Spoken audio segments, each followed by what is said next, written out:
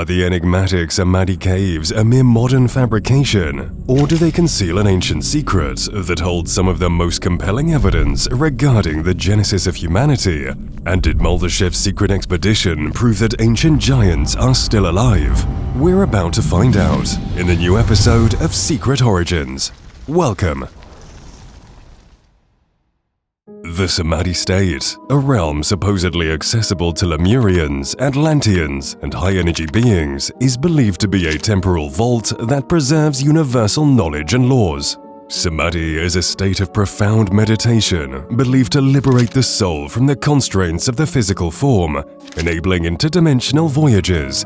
Yet it's also said that the physical body can fully revive at any point, letting the individual resume their ordinary life as if they've just awakened from sleep.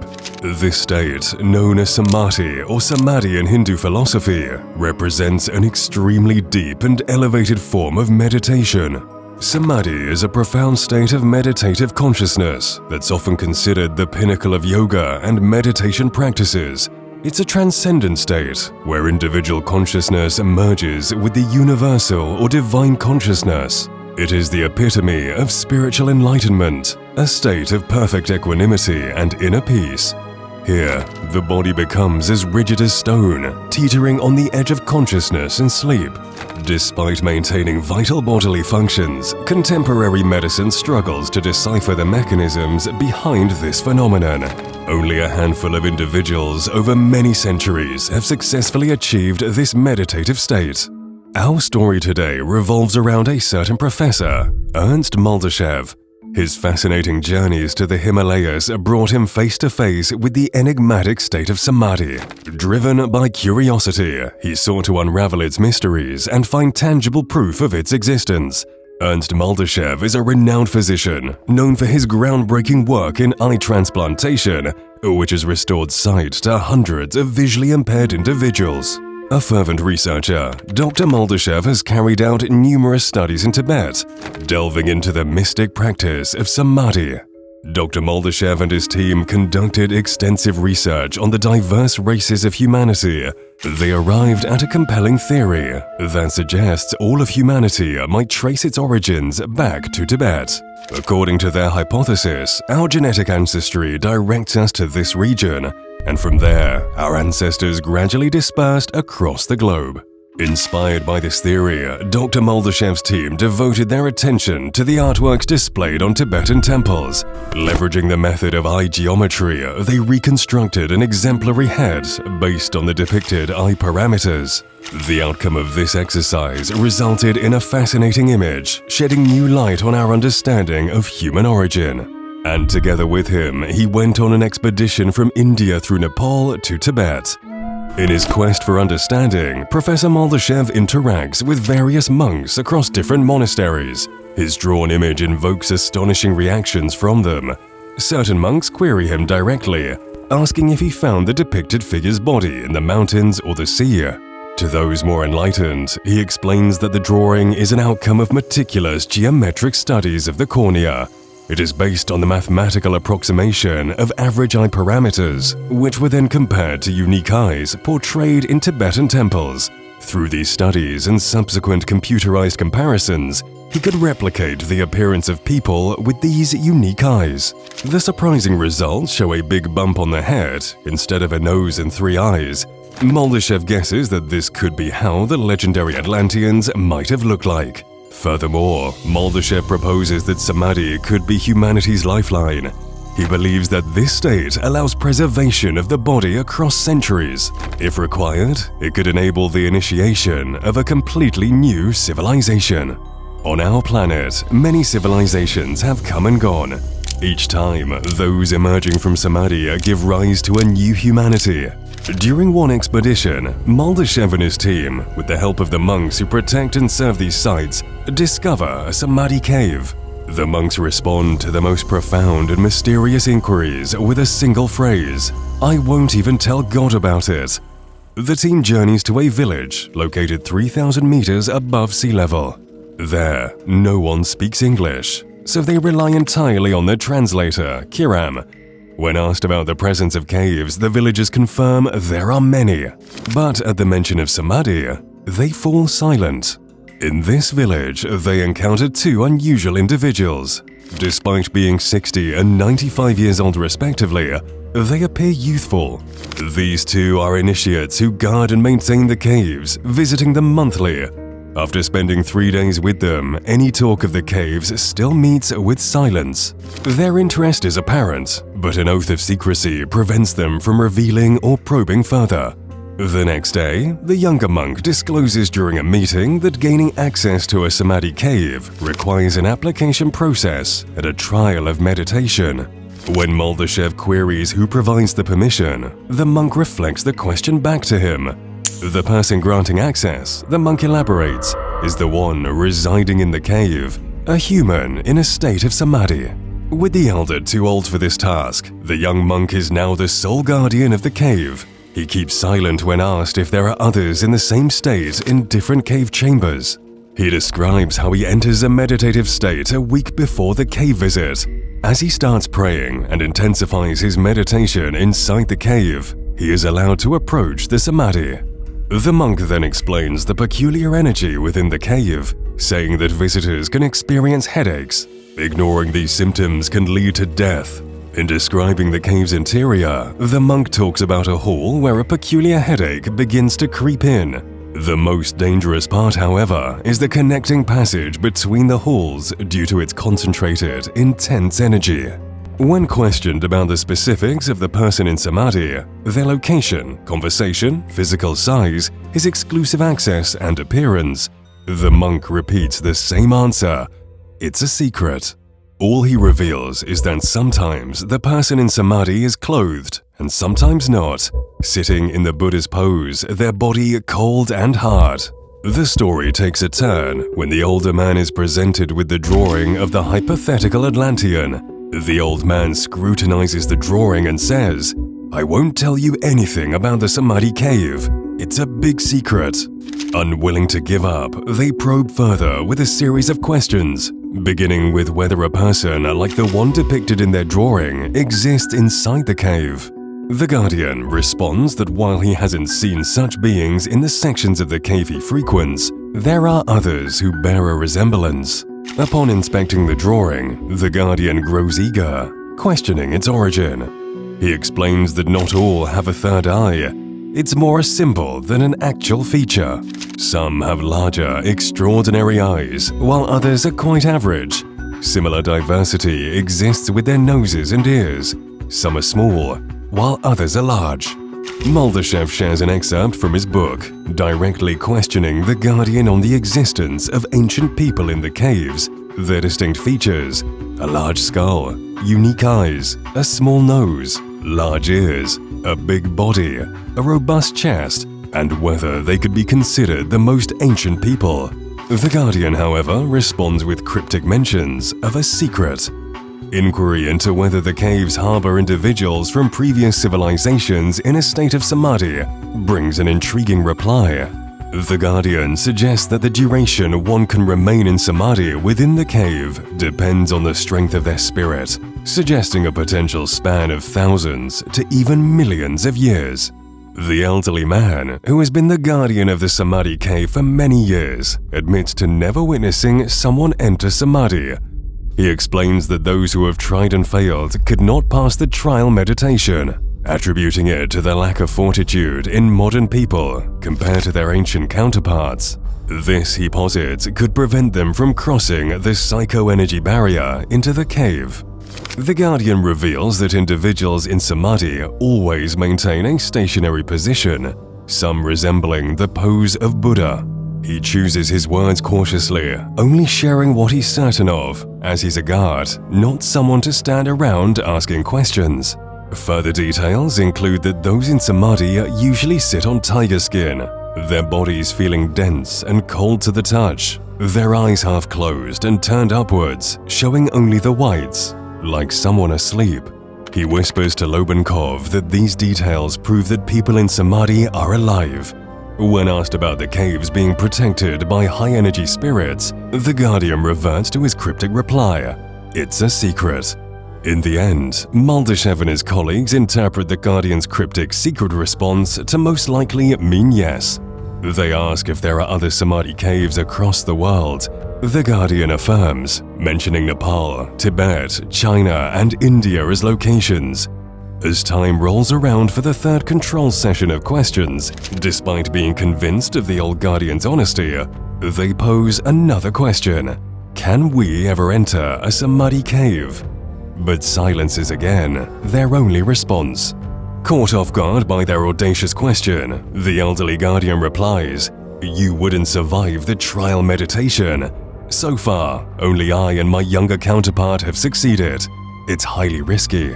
Despite their good intentions, he seems dubious. The plea to at least have an attempt. The old man, seemingly empathetic, promises to consider it and asks them to return the next day. Their encounter with the Guardian gives them unprecedented insights into the lives of those in Samadhi from various civilizations.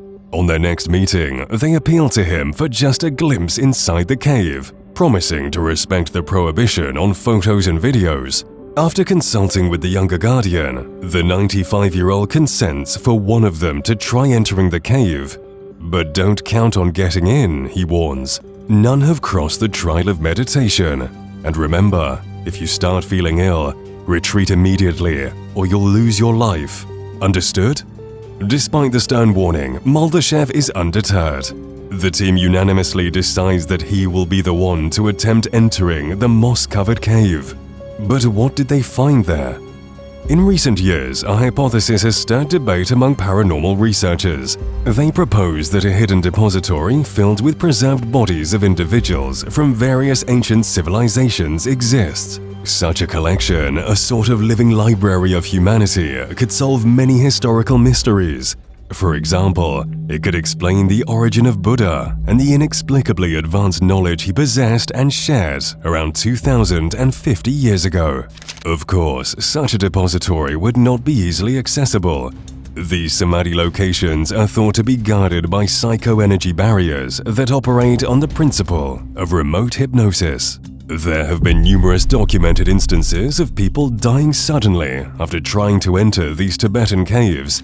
Only those who hold high religious positions and are adept in special forms of meditation are said to gain entry. Before we delve further into Ernst Muldashev's expedition and his attempt to enter one of these elusive caves, let's take a moment to reflect on history.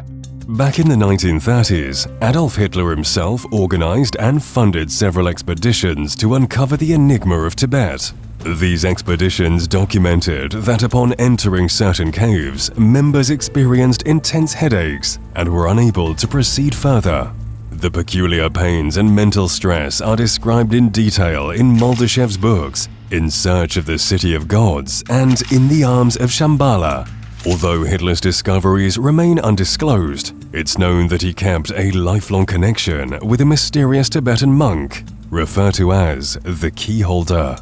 This raises a question. Could Count Saint Germain, who claimed he would retreat to his secret sanctuary in the Himalayas for rest before his eventual return to Earth, be among those preserved in Samadhi? According to Dr. Muldashev, there are three distinct types of Samadhi caves. The first kind houses beings from our own civilization, including figures such as Saint Germain. The second type is populated with Atlanteans and individuals from even older civilizations, such as Lemuria, Hyperborea, and Atlantis. The third is a mixed category, hosting people from both our current civilization and earlier ones. Now, let's delve into Muldashev's experience within one of these caves. Preparing himself for the journey, he donned a thick jacket and a ski hat, making sure to check his flashlight. After a few meters into the narrow passage, it began to widen. After passing through this extended space, he found himself in a narrow tunnel, around 2 to 3 meters wide. Having walked 25 to 30 meters in utter darkness, he encountered an iron door, secured with a padlock. Suddenly, he heard footsteps behind him, causing his heart to jolt. But it was just the secret guard coming to unlock the door. The guard promptly vanished back into the shadows of the cave. The door was firmly set into the rock and cemented. Muldashev wondered if it was designed to lock behind him. Venturing further into the cave, he found himself in a spacious chamber. Cold air swirled around him. After moving another 15 to 20 meters, he paused, taking a moment to tune his senses. Yet, he felt no significant impact. Switching off his flashlight, he stood for a few minutes in the absolute darkness that only caves can afford, surrounded by silence. Fear was absent, likely a testament to his many years of athletic and surgical training, which conditioned him to maintain focus in complex situations. Resuming his journey, he soon spotted another passage about 2 meters wide on the opposite side of the chamber. He figured this tunnel marked the start of the psycho-energy barrier guarding the Samadhi Cave. He began to scrutinize his feelings as he neared it. Initially, all seemed normal, but 2 meters from the tunnel's entrance, he started feeling mild anxiety. As he continued, this anxiety morphed into fear and soon escalated to a strong sense of resentment. His next steps were accompanied by an intense headache, just as the old guardian had described. Muldashev, a man unaccustomed to fear and no stranger to navigating treacherous mountain trails and cave exploration, recognized that his escalating fear and resentment were externally induced. The emotions were not arising from within him. Nevertheless, the feeling of resentment and his headache both intensified. Overcoming these sensations, he pressed forward another 10 meters, but the pain in his head became unbearable. He stopped, switched off his flashlight, and stood in total darkness, trying to focus and dispel the relentless headache. Muldashev felt as if an external force was compelling him to retreat, an impulse that seemed to emanate from something beyond himself. Igniting his flashlight once again, he summoned the last reserves of his willpower and staggered a few more steps forward. His head pounded with excruciating pain, and an abrupt weakness flooded his body, making it feel as if everything inside him was on the brink of exploding. He realized that he could not continue any further, or he would surely perish. Shining his flashlight ahead, he experienced an unexplained tingling sensation in his hand. The weak beam of light barely revealed the tunnel's end and the vast cavernous chamber beyond it. Despite his pain and disorientation, he strained his eyes to make sense of what lay ahead. The flickering illumination revealed stone formations and dark, elevated shapes on the ground. Could these be the figures in Samadhi resembling human forms? The dim light seemed to lend them an uncanny and more substantial appearance. Deciding he could not stay any longer, Muldashev turned back and retraced his steps. The journey out mirrored his inward journey. The same sensations of fear, resentment, and severe headaches emerged. It appeared this was the trial that one had to undergo to gain access to ancient wisdom. With the last vestiges of his strength, Muldashev made it out of the cave, physically unscathed, but forever imprinted with the experience. The experience of climbing mountains and interacting with the local people as part of a team is entirely different from the solitude of navigating an immense dark cave with nothing but a small flashlight while being subjected to an invisible force that impacts your entire being and conceals unfathomable mysteries in its depths. Upon his return to Russia, Muldashev underwent a comprehensive medical examination, which revealed no abnormalities. Despite the breathtaking experience, he couldn't help but feel a sense of disappointment. He had been so close to the figures in Samadhi, yet he hadn't been able to study them thoroughly.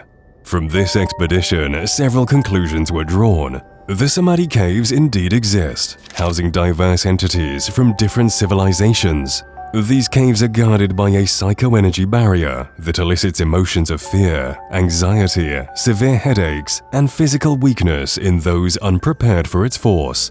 This force is irresistible and invincible. But while these findings provide answers to numerous questions, they also generate even more mysteries.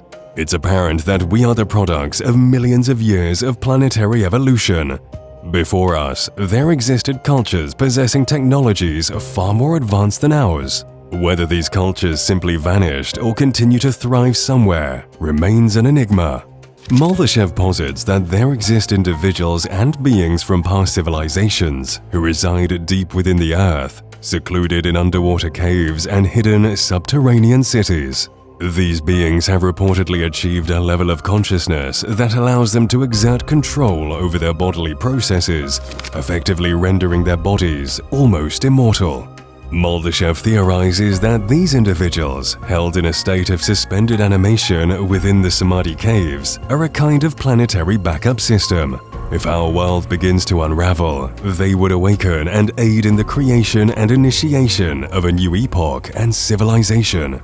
While some may dismiss these claims as sheer fantasy, it's worth noting that in 1833, in Lompoc, California, soldiers excavating a powder store unearthed a nearly 4-meter tall skeleton adorned with seashells and cryptic symbols.